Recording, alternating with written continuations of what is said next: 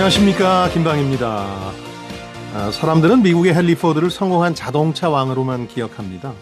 그러나 자동차 회사를 시작할 때 이 사람은 유럽은 물론이고 미국의 경쟁 회사들의 뒤에서도 한참 뒤처진 후발주자였습니다. 미국 내에서만 자동차 회사로 네 번째였죠. 그런데 우리가 잘 아는 것처럼 컨베이어 벨트 조립이라는 혁신을 통해서 더 값싸고 질 좋은 자동차를 만들어서 선두로 올라섰습니다. 앞서 있던 세계 업체는 모두 망했죠. 물론 그 자신도 너무 잘 나가다 보니까 늙음하게는 소비자 수요 변화를 무시하고 검정색 T 모델만 고집하다가 회사를 거의 파산 직전까지 몰아갑니다.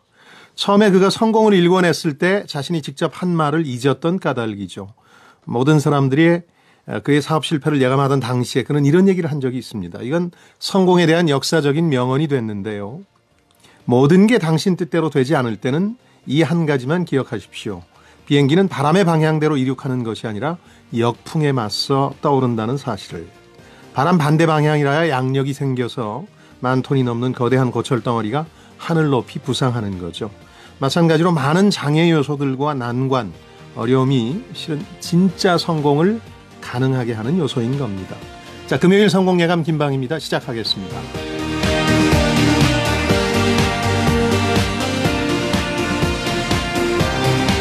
이번 한 주 크루즈 승선권 이벤트가 진행이 됐습니다. 바로 오늘 그 결과가 발표됩니다. 청취자 여러분 보내주신 사연들 꼼꼼히 읽다 보니까 이렇게 순탄한 한 해 보낸 분들이 없나 싶을 정도입니다. 저 자신도 그렇습니다만은 그런 어려움이 있었기에 이 성공을 향한 열정이나 성공도 훨씬 더 빛나 보이는 게 아닌가 이런 생각이 듭니다. 뭐 다른 사람들 입장에서는 그 성공이 사소해 보일 수도 있겠죠. 그러나 그 어려움이 있었기에 더 돋보이는 성공인 거죠. 역풍을 활용해서 이륙하는 비행기처럼 말이죠. 자, 잠시 후에 당첨자와 사연 발표해드리겠고요. 금요일인 오늘 원탁의 기자들이 찾아가는 날입니다. 2018년 한 해를 마무리하는 의미에서 올해 경제 분야에서 가장 큰 이슈였던 세 가지 뉴스를 저희가 선정했습니다. 이 부분에 대해서 좀 정리를 해드리겠습니다. 우선 그 노동계 최대 이슈인 근로시간 단축 및 최저임금 문제를 비롯해서 생존이나 혁신이냐 이런 택시업계와 카풀 서비스의 갈등으로 촉발된 공유경제 문제, 그리고 마지막으로 올해 국정감사 최대 이슈였죠. 이 사립유치원 사태까지 우리 삶과 밀접한 관련이 있었던 3대 경제 뉴스에 대해서 다양한 의견들 나눠보겠습니다.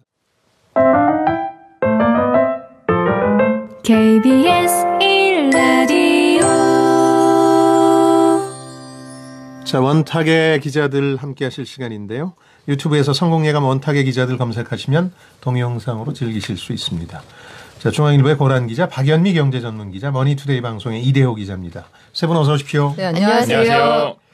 최저임금 인상, 근로시간 단축, 이게 어쨌든 올 한 해 이제 노동시장 혹은 노동 환경에서 가장 큰 뉴스니까 이 얘기를 좀 해보죠. 일단 최저임금은 내년 인상률이 결정되어 있으니까 며칠 후부터 이제 오르게 되는 거죠? 얼마가 되는 거죠? 네. 8350. 8350. 시급이 8,350원. 1월 1일부터입니다. 그렇군요. 네. 근데 이게 약간 착시 효과가 있는 게 5,000원, 6,000원 시절에 10% 오르는 거랑 7,000원대 중반, 7,530원에서 10.9% 오르는 거랑 아마 이 돈을 주시는 분들 입장에서는 그 체감의 강도가 더 달라질 것 같아요. 수 있죠. 네. 이걸 월급으로 환산하면요. 기존에는 145만 2,900원이었는데요. 앞으로는 174만 5,150원으로 증가하게 됩니다. 그러니까 한 30만 원 가까이 오르니까 어려운 자영업자, 특히 이제 싼 인건비를 바탕으로 자영업 하셨던 분들 같은 경우는 이제 부담을 느낄 수밖에 없는 상황이긴 한데, 그 후에 발생한 쟁점들이 너무 복잡해서 잘 모르겠다 이런 분들이 많으세요. 이 주휴시간 포함해서 이제 노사가 오히려 다 반발하는 상황인데, 고란 기자가 지난번에 한번 자세히 설명해 주시긴 했는데 이건 조금 쉽게 누가 좀 설명해 주시면 안 될까요? 자, 쉽게 어려운데요. 예, 말씀드리자면 그 주휴 시간 우리가 이제 월화수목금토일이 있는데요. 그냥 기본적으로 토요일은 보통 이제 무급 휴일이고요. 일요일은 유급 휴일입니다. 자, 따지고 보면 그게 뭐냐면 주휴 시간이 일주일에 15시간 이상 근무한 노동자에게는 유급 휴일을 주 하루 8시간 주기로 했거든요. 보통 이제 일요일로 해당하는 거죠. 그런데 이제 그 주휴수당은 주휴시간에 일하면 1급, 돈을 주는 거고요. 보통 이렇게 해서 쉽게 생각해서 일요일은 주휴 시간, 그다음에 토요일은 약정 휴일이라고 생각하시면 됩니다. 그러니까 근로 시간을 이걸 포함시키느냐 이게 네네. 쟁점이 됐는데 주휴 시간은 포함시키고 약정 휴일은 빼기로 걸로. 하는 걸로 해서 일종의 절충적인 거였는데 어쨌든 주휴 시간이나 약정 휴일이나 이게 모든 게 다 이게 이제 기업 입장에서는 경영계 입장에서는 돈을 줘야 되는데 모든 것의 기준이 되는 게 기본급이잖아요. 그렇죠. 그러니까 뭐 수당을 더 줘도 그렇고 뭐 월급 나중에 퇴직금을 줘도 그렇고 그러다 보니까 이게 회사가 돈을 많이 버니까 임금을 더 높여주긴 해야 되겠는데 그렇다고 기본급 자체를 높여버리면 나중에 나갈 돈이 또 많이 되니까 야 일단 돈을 주자 하면서 각종 이상한 명목을 붙여서 수당을 갖다 붙여주기 시작했어요.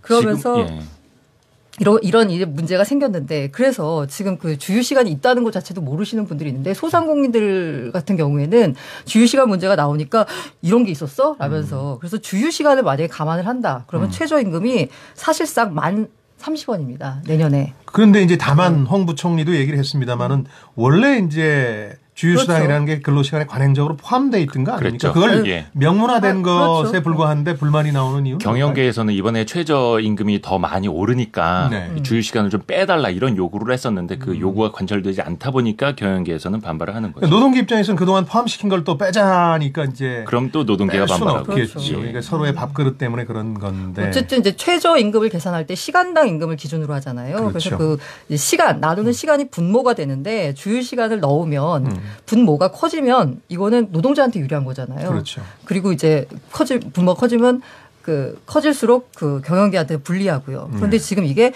174시간인데 현재는 내년부터 이걸 209시간으로 하겠다는 거거든요. 근데 관행적으로 209시간으로 해왔대요. 네, 해왔습니다만. 네. 그러니까 정부의 얘기는 이거예요. 그동안에도 그렇게 해왔는데 해석의 여지가 달라질 수 있으니 분자와 분모에서 아예 그 약정 휴일에 관한 건 다 빼자. 그러니까 헷갈릴 여지를 우리도 없애는 것뿐이다. 이게 정부의 주장인데요. 그 경영계 입장은 이렇습니다. 최저임금이 계속 그 기업들 입장에서는 상당히 큰 폭으로 몇 년 연속 오르게 되니까 우리가 일하지 않는데 그 일한 것으로 쳐서 주는 이 수당은 그 임금에 넣어주고 여기에 따른 그 시간 있잖아요. 하루 8시간 근무한 것으로 쳐서 돈을 주는 건데 이 시간은 근무 시간에 넣지 말자. 그러니까 시급을 더 줘야 되는 부담을 줄여달라 이런 주장이에요. 이거는 정부가 수용하기 어렵다는 입장을 분명히 했고 노동계는 이게 뭐냐 원안에서 너무 많이 후퇴한 거다. 약정 휴일에 근로시간 다 넣어야 한다 이런 주장이죠. 원안으로 따지면 243시간으로 나눠야 됩니다. 그렇죠. 그런데 209시간으로 이제 절충한다고 한 건데 역시 양쪽 다 반발하는데 이참에 이제 지난해 올해 최대 화두가 됐던 최저임금 인상 문제뿐만 아니라 주 52시간 뭐 이런 부분에 대한 얘기를 좀 해보죠. 종합적인 평가를 해보자면 어떻게들 보세요? 그렇죠. 방향은 맞는데 항상 얘기하는 게 속도의 문제잖아요. 속도가 너무 빨랐다. 그리고 근데 또 그렇게 생각하면 아니 그럼 이제 속도를 맞춰서 가면 언제 저기까지 가냐 또 그런 생각이 들어요. 나올 수 있고. 저희 그 이제 언론사에서도 52시간 근무할 때 굉장히 여러 가지 얘기들이 많이 나왔어요. 이게 뭐 과연 실현이 가능하냐, 숨어서 일하는 거 아니냐, 일은 똑같이 하고 돈은 덜 받는 거 아니냐, 뭐 여러 가지 얘기가 나왔는데 제가 되게 놀랬던 게 지난번에 한번 뭐 마감이 좀 늦어가지고 7시에 저녁을 먹으러 나갔다가 저녁 약속이 끝나고 다시 와서 9시에 기사를 마감하려고 9시에 들어가 봤더니 정말 편집국에 사람이 없어요. 정말 야근하는 사람 빼고는 정말 다 집에 갔더라고요. 그래서 제가 많이 달라졌군요. 약간 분위기가 많이 달라진 건데 확실히 어딘가에 깃발을 꽂고 이쪽으로 가자 그러면은 그쪽으로 가는 건 맞는 것 같은데 그 과정에서 도태되거나 아니면은 뭔가 경쟁에서 뒤처지는 뭐 이런 부분들에 대한 어떤 보완점만 마련되면 방향은 옳다라고 생각합니다. 이래오 기자는요. 이게 300인 이상 사업장부터는 당장 지난 7월부터 시작이 된 거잖아요. 주 52시간 근로시간을 넘지 못하도록. 물론 이제 당시에 처벌은 6개월 유예 한다라는 발표가 나면서 이제 내년 초부터는 모르겠어요. 처벌이 가능할지는 모르겠는데 실질적으로 경영하시는 분들 입장에서는 이 1, 2년이 되게 중한가 보더라고요. 저희 입장에서는 이게 체감이 잘 안 되는데 어떻게 해서든 300인 이하로 맞추려는. 그렇죠. 그래서 신입사원을 안 뽑으려는. 안 뽑고 약간 좀 정리도 많이 하고 약간 도급으로도 돌리고 이런 흐름들이 좀 많이 나타나는 거 보면 그 1, 2년이 그 경영하시는 분들한테 정말 중하구나라는 게 또 다시 한번 생각 들기도 하고. 그러니까 이제 단기적으로는 분명히 부수적 피해가 나타났죠. 산인건비가 경쟁력의 핵심이었던 어떤 분야에서. 근데 이제 장기적으로 아까 말씀하신 것처럼 이제 효과가 나타날 수도 있는데 최저임금 인상이라든가 근로시간 단축이.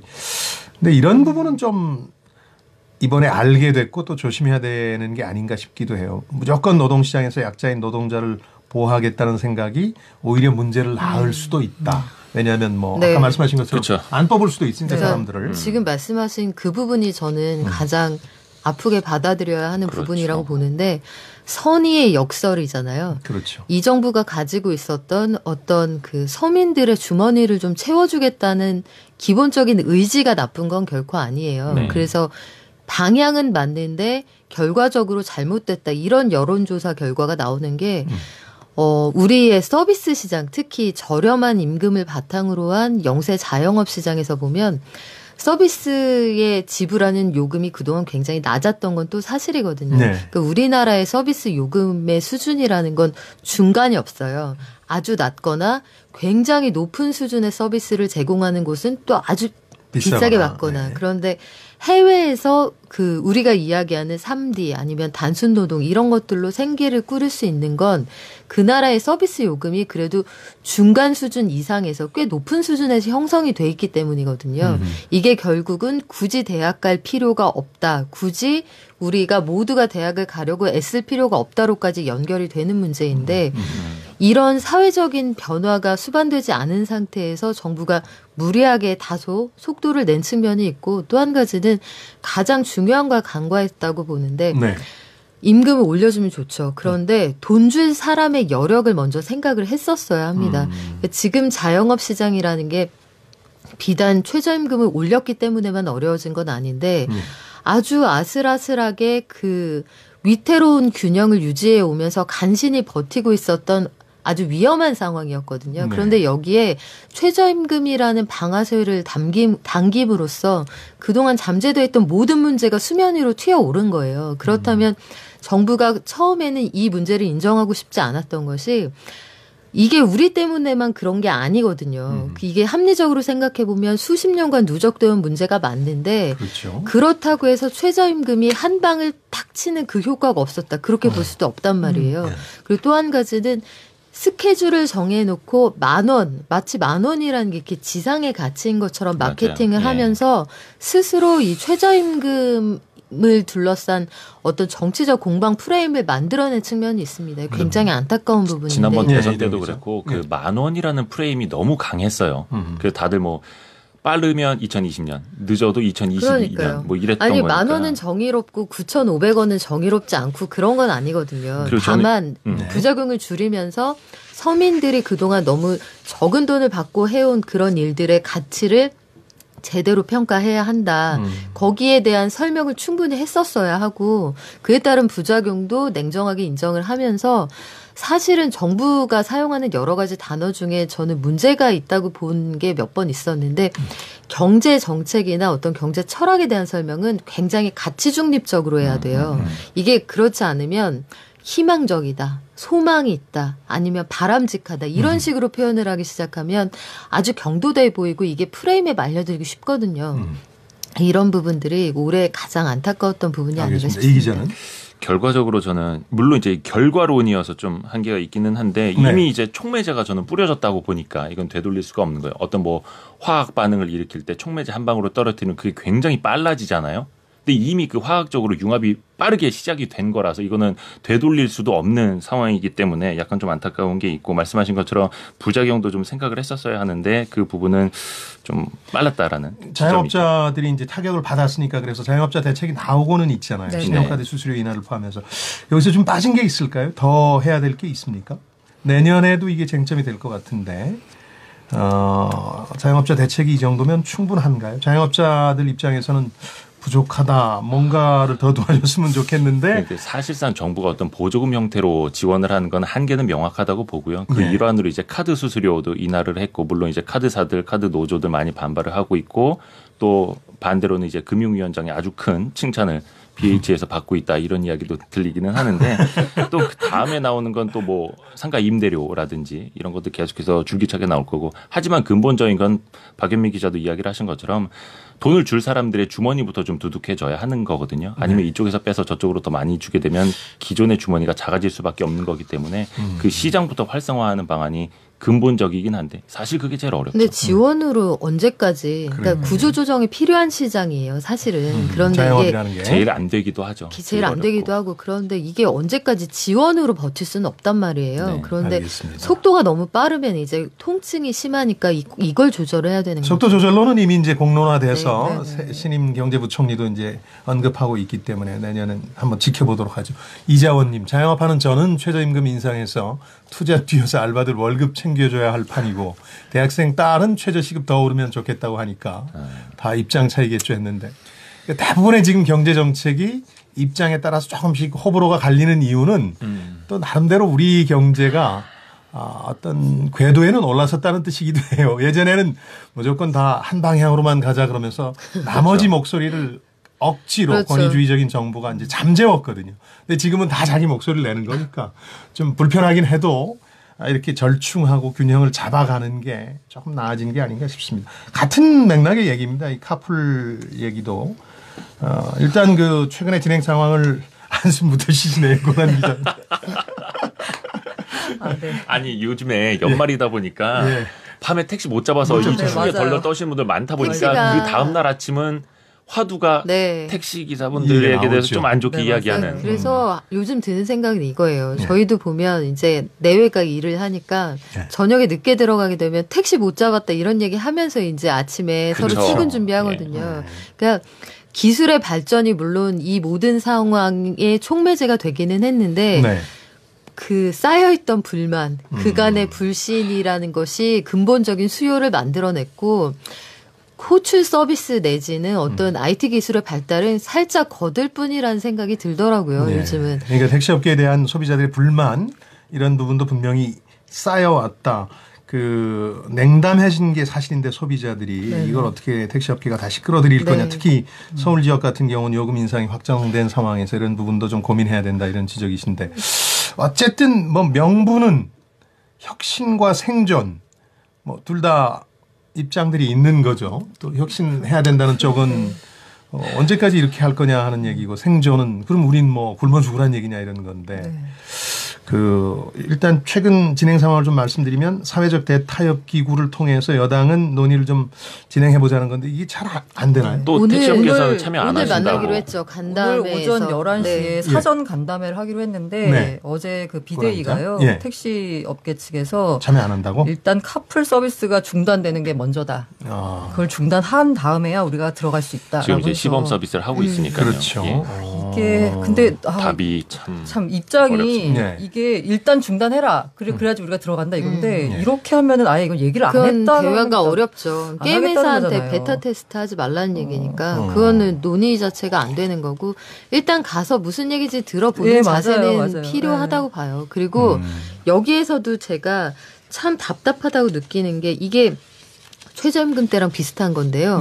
돈 줄 사람에 대한 의견은 왜 안 물어보죠? 소비자들. 소비자들이 선택하는 거예요. 이건 그리고 소비자들에게 우리는 이거 아니면 이것만 팔겠어라고 지금 카풀 업계나 택시 업계나 주장을 하는 건데 선택은 소비자가 하는 겁니다. 지불도 소비자가 하는 거고요. 그러니까 정부도 여기 논의 과정에서 정말 시장이 어떻게 돌아가고 있는지 왜 우리가 택시가 잘 안 잡히는 것 같은 이 느낌적인 느낌이 카카오가 가지고 있는 빅데이터를 통해 미스매치가 확인이 되잖아요. 데이터가. 그렇다면 소비자들의 반응은 어떤지에 대한 객관적인 여론조사도 좀 필요하고요. 해외 사례에 대한 구체적인 스터디를 좀 해야죠. 정부가.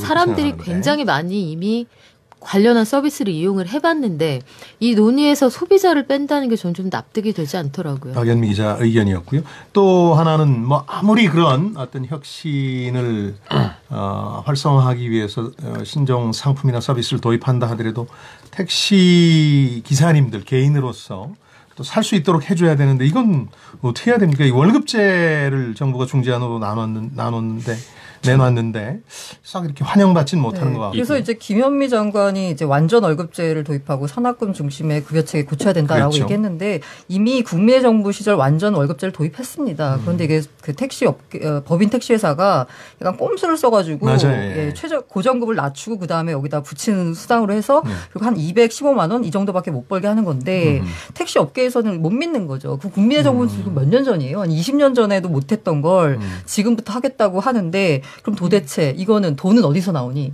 재원은 그렇죠. 어디서 나와서 이걸 해줄 건지 지원금이 대책이 없다는 들어야겠죠. 거죠. 네. 그러면 뭐 버스, 지하철처럼 택시마저도 공영화해야 되는 거 아니냐 이런 지적이 분명히 따르게 될 거고. 최저임금제와 자영업자, 이 택시업계가 카풀 서비스처럼 거의 같은 맥락이네요. 저는 근데 약간 택시기사분들한테 좀 당부를 드리고 싶은 게 택시 법인 아래에만 묶여 있는 데에서는 좀 깨어나셔야 된다라는 말씀을 좀 드리고 싶어요. 이거를 가장 반발을 하는 건 택시 기사님들이 아니라 택시 법인이어야 하는 거고 사실은 월급제도 마찬가지로 택시 법인 하에서 어떤 뭐 정부의 지원을 받으면서 안정적인 소득을 올릴 수 있게 지원하겠다 이런 방향이잖아요. 그래봐야 근데 뭐 200만 원 받던 걸 215만 원으로 안정적으로 된다. 약간 요 정도 차이고 간섭은 더 많아질 거고 그것보다는 약간 절충안도 이야기를 하잖아요. 근데 뭐 우버 택시나 해외 사례 하면서 늘 이야기 나오는 게 택시 우버 얘기도 나왔죠. 시간, 횟수, 수수료 이런 것 가지고 이제 절충을 많이들 하게 되던데 해외 사례를 보더라도 그렇죠. 약간 정부에서 살짝 이야기도 나왔습니다만 택시 기사의 우버 기사화 이야기가 나왔잖아요. 그러니까 이분들이 우버 드라이버가 되면 얻을 수 있는 이점들도 많아요. 물론 이제 수수료 떼어가는 것도 많기는 합니다만 대신에 절충을 하자면 이건 제 아주 개인적인 생각인데 카풀 드라이버에게 택시기사 출신이라면 좀 우선권을 주는 게 어떨까. 예를 들어서 콜이 뜬다. 그러면 겸업으로 하는 일반인보다 전업으로 하시는 택시기사 출신들에게 한 3분, 5분 먼저 콜을 주고 그 콜이 안 받아지면 나중에 일반 겸업 드라이버들에게 주는 방향은 어떨까. 물론 다양한 법인들은 절충안이 싫어할 있을 겁니다. 수 있다는 거죠. 그렇죠. 그러니까 실제로 뉴욕 같은 데도 보면 이제 총량을 두고 이제 횟수, 시간, 지역 심지어는 별로 약간씩 그 배려를 하는데 그렇게 하다 보니까 좋아지는 게 사람들이 더 많이 이용하기 시작해요. 택시 서비스를. 그러니까 전반적으로 서비스의 품질이 올라가고 가격 경쟁력이 생기거든요. 그러니까 경쟁의 의미를 저는 다시 한번 짚어봐야 된다고 생각하는데 지금은 택시와 카풀의 경쟁인데 나중에 뭐 둘 다 자율주행 택시와 경쟁할 수도 있는 거고 또 택시는 그간 자가용하고 많이 경쟁했거든요. 택시 서비스가 안 좋아지면 나만 해도 차 사서 그냥 차 힘들어도 끌고 다녀야지. 뭐 안 가지고 나오려다가도 아유 차도 안 잡히는데 가지고 나가자 이렇게 그렇습니다. 되잖아요. 그래서 그런 점에서 보면 다 사는 방법도 있을 수 있다. 택시 수요, 그러니까 택시를 포함해서 카풀 서비스 수요가 총체적으로 늘어날 수도 있다는 점도 고려해서 좀 경쟁을 넓고 길게 보면 다른 답들도 나올 수 있는데 지금은 너무 이제 근시안적으로 보는 게 아닌가. 카풀 문제는 아이디어로 풀어야 돼요. 이거는 절대 그 누가 양보하고 타협하고 이 선에서 이기고 지는 걸로는 안 된다. 이기고 지는 걸로는 절대 답이 나올 수가 없고요. 여기선 승패가 아니라 아이디어로 풀어야 되는 문제인데 저는 그 이대호 기자랑 비슷한 생각인데요. 그 그랩 같은 것들 있잖아요. 네네. 동남아에 보면 젊은이들이 그걸 전업으로 하는 친구들이 꽤 많거든요. 그렇죠. 그런데 이 밑단에는 뭐가 있냐면 일본 자동차 회사들의 할부 시스템이 또 있어요. 그러니까 쌓여가는 재고와 카풀 서비스와 청년 일자리가 한 군데로 그러니까 삼각형으로 같이 가는 거예요. 그러니까 지금 우리 국내 자동차들도 보면 재고가 많이 쌓이잖아요.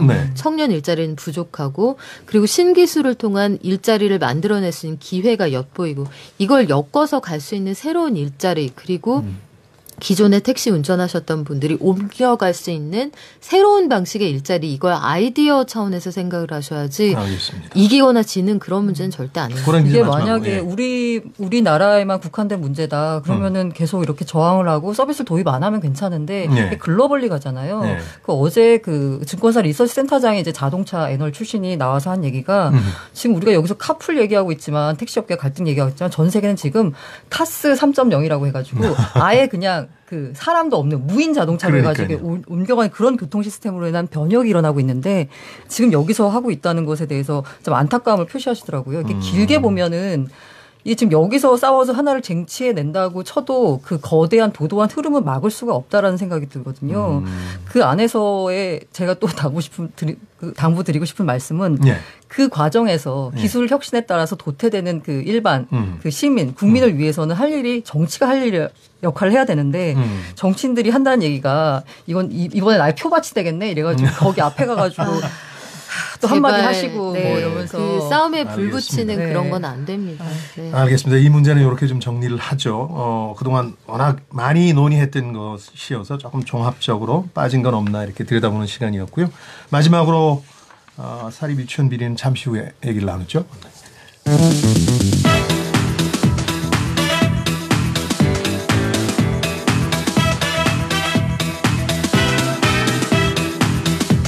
경제를 듣습니다.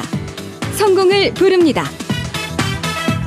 KBS 1라디오 성공예감 김방희입니다. 사립 유치원 비리도 이제 올해 말이니까 끝을 좀 봐야 되는데 야당에서 유치원 3법을 발의했는데 국회 통과가 불발이 됐죠. 요 얘기 뭐 그동안 진행되어 온 과정들은 대부분 국민들이 아실 테니까 얘기를 해보죠. 왜 불발이 됐습니까? 근데 입법 과정을 아시는 분 좀 설명해 주시겠어요? 쟁점이 두 가지예요. 일단 회계 처리를 일원화할 것이냐. 이게 국가회계에서 학부모들이 낸 그 돈까지 포함할 것이냐. 이거하고 근본적인 차이가 여당안은 이제 형사처벌을 하도록 하자. 이걸 그렇더군요. 유용할 경우에. 그런데 자유한국당은 그렇게 하지 않고도 그러니까 행정처분으로 뭐 과태료를 물리든 원화수를 줄이든 이런 걸로도 충분히 혼내줄 수 있다. 이런 주장인데요.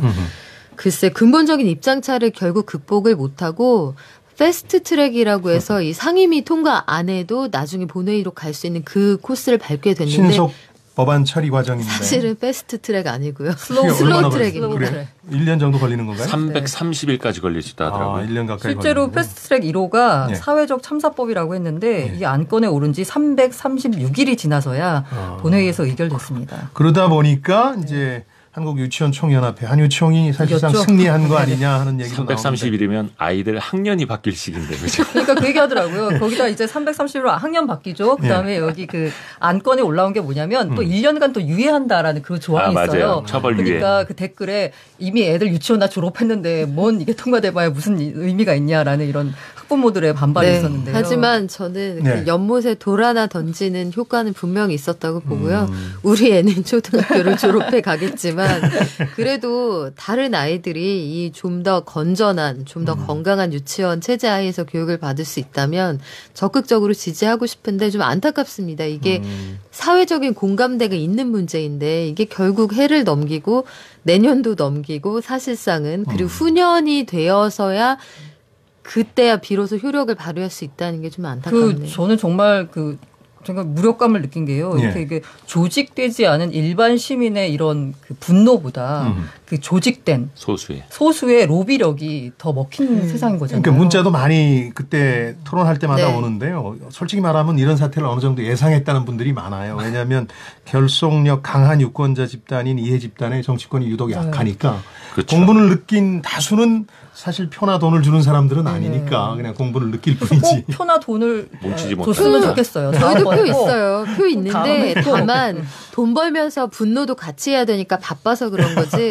그분들은 업으로 분노할 수 있잖아요. 그렇죠. 유치원 총연합회는 분노하는 게 본인들의 업이고 사활적 이해관계가 달려있으니까. 근데 우리는 돈도 벌면서 분노도 하면서 애도 봐야 되잖아요. 바빠서 그런 건데 지금 이 모든 사회적인 여론의 흐름과 다른 방향의 의견을 제시했던 정치인들에 대해서는 어떤 식으로든지 평가가 있을 걸로 봅니다. 또 하나 저는 이제 죄송합니다.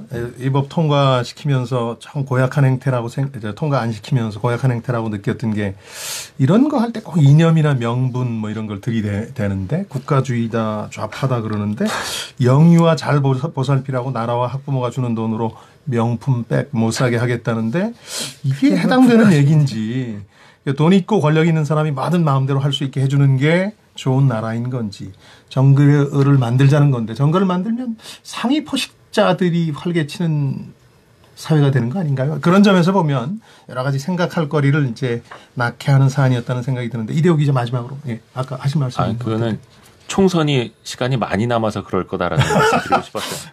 이게 총선이 만약에 코앞으로 다가왔었으면 정치인들 이렇게 못했겠죠. 그런 점에서 보면 결국 또 마지막은 정치, 행정 이런 것들이 이런 문제를 푸는 주요 솔루션인데 그 역할을 제대로 못하고 있다 하는 생각도 좀 듭니다.